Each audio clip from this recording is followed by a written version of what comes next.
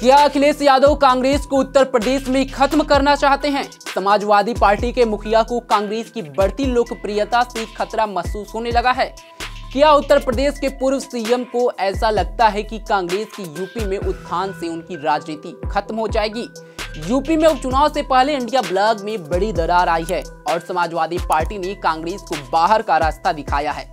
कुछ दिनों पहले जहां कांग्रेस यूपी उपचुनाव में 4 से 5 सीटों पर चुनाव लड़ने की दावा कर रही थी, लेकिन अखिलेश यादव के एक दाव ने कांग्रेस को चारों खाने चित कर दिया है। समाजवादी पार्टी अब 9 सीटों पर उपचुनाव लड़ेगी। इसकी घोषणा सपा मुखिया अखिलेश यादव ने खुद की। इस फैसले के बाद यूपी की सियासत में अलग ही खिचड़ी पक रही है। क्या सूबे में कांग्रेस के बढ़ते जनाधार से परेशान है अखिलेश यादव? लोकसभा चुनाव में दोस्ती दिखाने वाले दो जिगरा दोस्त राहुल और अखिलेश के बीच उपचुनाव में क्यों आई दरार, ये अब हर गलियारों में गूंज रहा है। नमस्कार, मैं हूं सत्येंद्र शर्मा और आप देख रहे हैं punjabkesari.com। उत्तर प्रदेश के 9 सीटों पर होने वाले विधानसभा चुनाव में अब मुख्य मुकाबला बीजेपी और सपा उम्मीदवारों के बीच होने जा रहा है। समाजवादी पार्टी सभी 9 सीटों पर उम्मीदवार उतारेगी। कांग्रेस को मन मुताबिक सीट नहीं मिलने के चलते पार्टी ने उपचुनाव न लड़ने का फैसला लिया है। कांग्रेस पार्टी उपचुनाव में न ही उम्मीदवार उतारेगी और न ही कांग्रेस का कोई कैंडिडेट किसी दूसरी पार्टी के सिंबल पर चुनाव लड़ेगा। हालांकि कांग्रेस के नेताओं का कहना है कि यूपी उपचुनाव में इंडिया गठबंधन के उम्मीदवार को चुनाव जीतने और बीजेपी को हराने के लिए हर संभव प्रयास करेगी।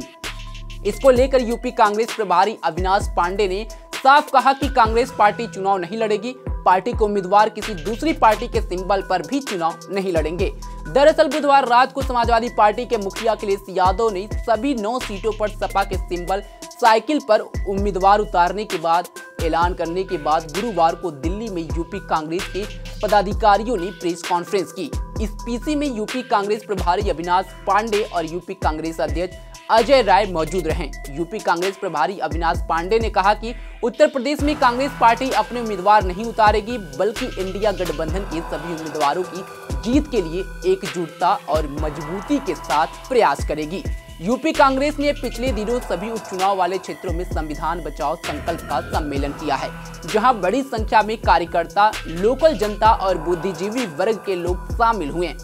अविनाश पांडे ने कहा कि आज सवाल अपने संगठन या पार्टी को बढ़ाने का नहीं, बल्कि आज हम सबको मिलकर संविधान को बचाना है। अगर आज बीजेपी या एनडीए को नहीं रोका गया तो आने वाले समय में संविधान, भाईचारा और आपसी सौहार्दता और भी कमजोर हो जाएगा। उन्होंने कहा कि कांग्रेस कार्यकर्ताओं ने एक संकल्प लिया है कि किसी भी कीमत पर बीजेपी उम्मीदवारों को कड़ी शिकस्त देना है, ताकि आने वाले 2027 विधानसभा चुनाव में इसका एक सकारात्मक परिणाम हो। हम संगठन को और मजबूत करते हुए 2027 विधानसभा चुनाव में लग गए हैं। कांग्रेस पार्टी का एक एक कार्यकर्ता कंधे से कंधा मिलाकर इंडिया गठबंधन के उम्मीदवार को जीत दिलाने के लिए हर संभव प्रयास करेगा। दरअसल देश में बहुत तेजी से मजबूत हो रही कांग्रेस उत्तर प्रदेश में भी बहुत तेजी से अपने पुराने कोर वोटर्स के बीच अपनी पैठ बना रही है। लोकसभा चुनाव में कांग्रेस के अननोन प्रत्याशियों को भी भर भर कर वोट मिले थे। उसे देखकर अखिलेश यादव का डरना स्वाभाविक ही लगता है।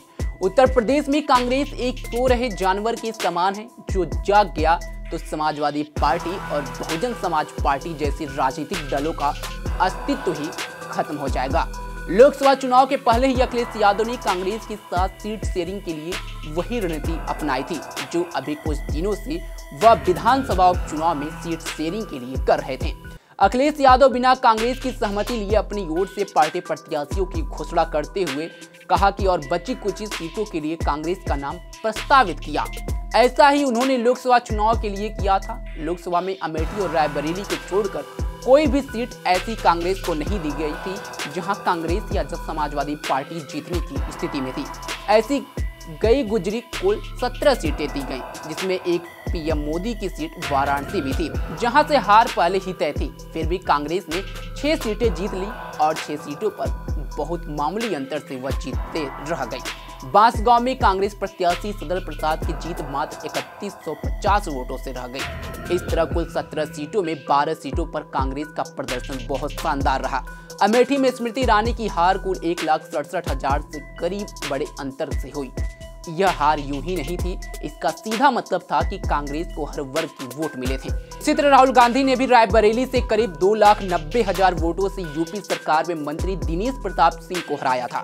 सीतापुर, बाराबंकी और सहारनपुर और प्रयागराज में कांग्रेस की जीत शानदार रही। खुद अखिलेश और राहुल गांधी को भी नहीं पता था कि इस तरह की सफलता कांग्रेस को मिलेगी। 2014 और 2019 के मुकाबले कांग्रेस का वोट प्रतिशत भी यूपी में बढ़िया रहा। यह बात तो जाहिर है कि अखिलेश यादव को एहसास हुआ होगा कि अगर कांग्रेस की जड़ अभी यूपी में नहीं काटी गई तो वह दोबारा से अपने पैर जमा सकती है। उनका ऐसा सोचना इसलिए भी लाजमी है कि यूपी में समाजवादी पार्टी आज जिस जमीन पर खड़ी है वह कांग्रेस के नीचे से ही छीनी गई है। पहले कांग्रेस सेक्युलरिज्म की बात करते हुए मुस्लिम और दलित वोट साधे रखती थी, लेकिन 90 के दशक से उसी सेक्युलरिज्म की आड़ में सपा ने मुस्लिम और पिछड़ों का समीकरण बैठा लिया। लोकसभा चुनाव में दिखाई दिया कि दलित और मुस्लिम वोटर दोबारा कांग्रेस की तरफ जा रहे हैं। यह फीडबैक तो अखिलेश यादव के पास भी गया ही होगा। अखिलेश जिस पीडीए की बात करते हैं उसमें दलित अल्पसंख्यक को क्या वे कांग्रेस की झोली में जाती यूं ही देख सकते हैं? यूपी में सेक्युलरिज्म का झंडा कोई एक ही उठा सकता है। फिलहाल तो कमान अखिलेश के हाथ में है, भले उन्हें इंडिया गठबंधन का झंडा बरार मान लिया जाए। लेकिन कुछ भी कहिए, जिस तरह से अखिलेश यादव ने उपचुनाव में बड़ा दांव खेला है उससे कहीं न कहीं कांग्रेस चारों खाने चित हो गई है और यूपी में अपना जनाधार बढ़ाते हुए जो देख रही थी कहीं न कहीं सपने एक तरह से चकनाचूर होती हुई नजर आ रही है। इस खबर पर आपकी क्या राय है कमेंट बॉक्स में जरूर बताएं। तमाम खबरों के लिए जुड़े रहे हमारे साथ और देखते रहिए पंजाबकेसरी.com। धन्यवाद।